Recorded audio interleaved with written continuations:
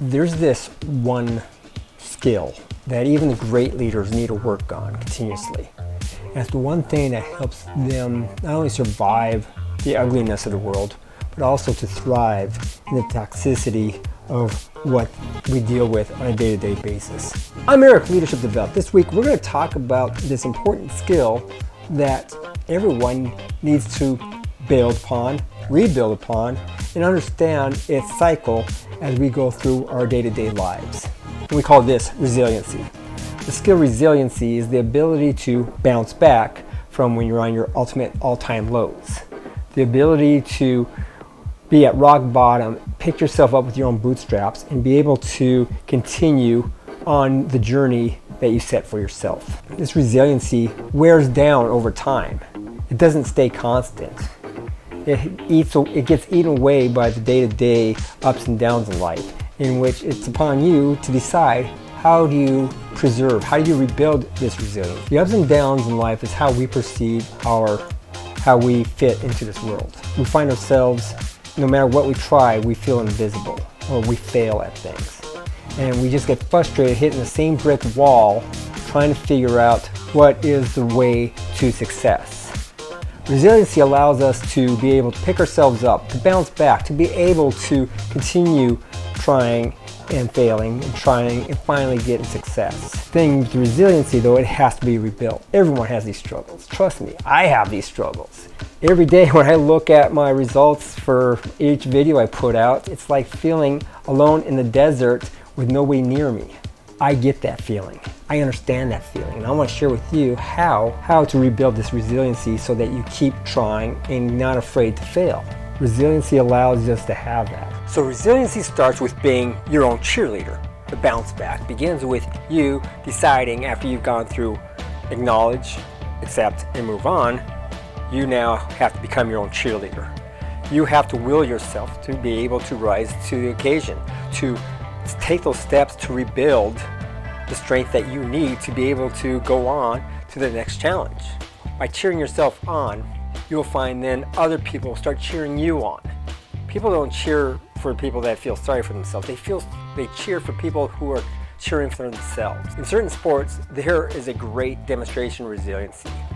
Women's softball, women's basketball.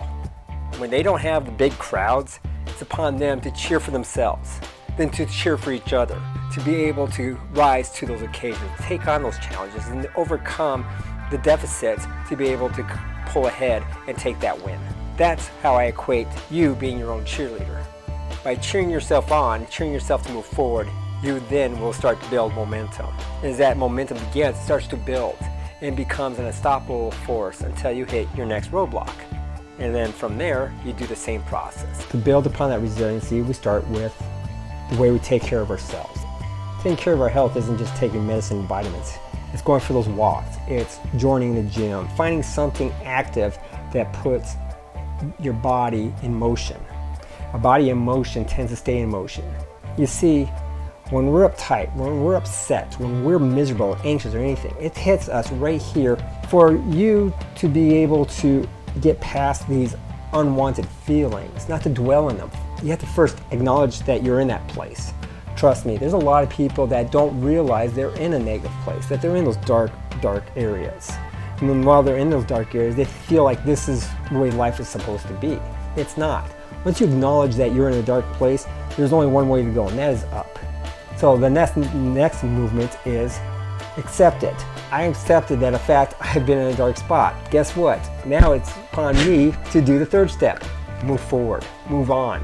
Only I can pick myself up by my bootstraps.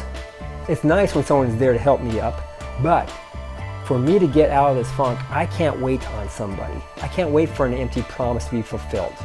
I have to be the leader of my own change. This is why I'm big on leadership. Leading yourself first. Because when you start leading yourself and become successful, others see that and are attracted to it. And they follow you to be able to have the same thing that you have. And that's where you teach them the same things that I'm going to teach you. We talked about how everything resides in this brain. We've done we acknowledged it, we accepted it, we moved on. Now we need the brain to equal out. And that's why going for walks is great. This coordinated movement, anytime you have a coordinated left and right movement, it allows the brain to send signals back and forth to coordinate with itself. As it's shooting these signals back and forth, it's taking away this anxiety. It is reducing the stress that you're feeling in this part of your brain. And now as you're shooting these signals back and forth, you're finding more balance within your emotional state, your spiritual state, and your physical state. Those 10,000 steps isn't a gimmick. Those 10,000 steps are actually a way to help you keep your mental health intact by going for those walks.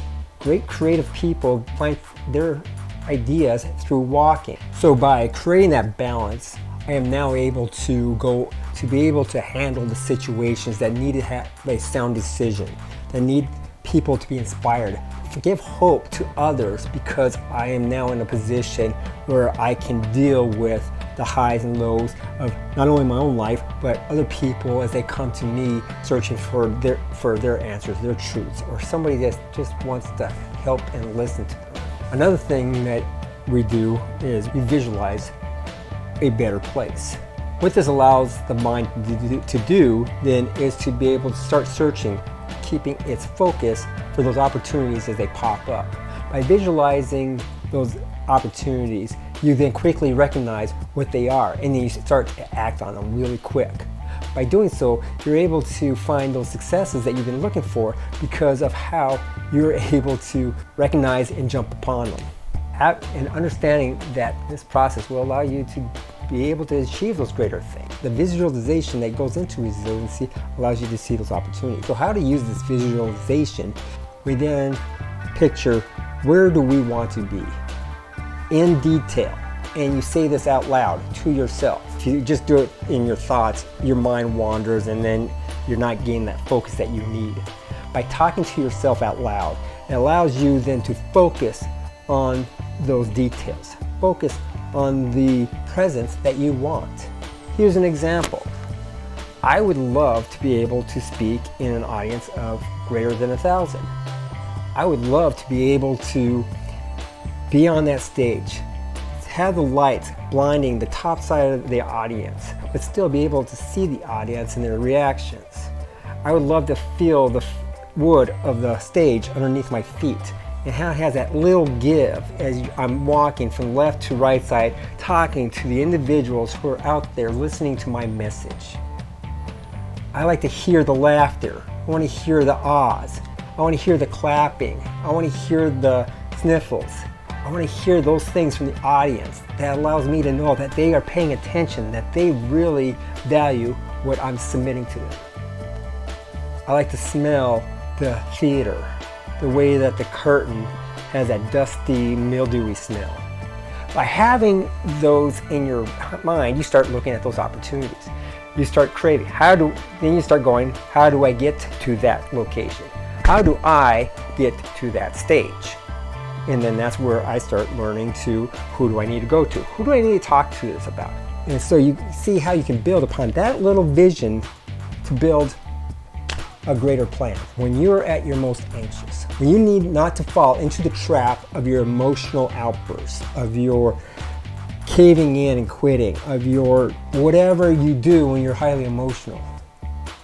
We always talk about taking that break, taking that deep breath. But it's more than just a deep breath. There's so much that you can do with this. For me, I like using the box breathing method. Box breathing method is the same thing that all of us military people talk about when trying to calm ourselves down.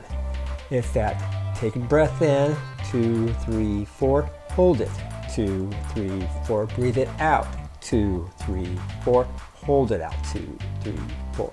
And we breathe in that to be able to allow ourselves to calm down, bring our blood pressure and our heart rate down, allow us to focus on one thing, and that is holding our breath in that rhythm that allows us to be more centered. We talked today about resiliency, why it's important for leaders to have resiliency, how they are able to make great decisions, be able to not take personal offense to the world around them, and to be able to show their people that there's hope even in the darkest of days.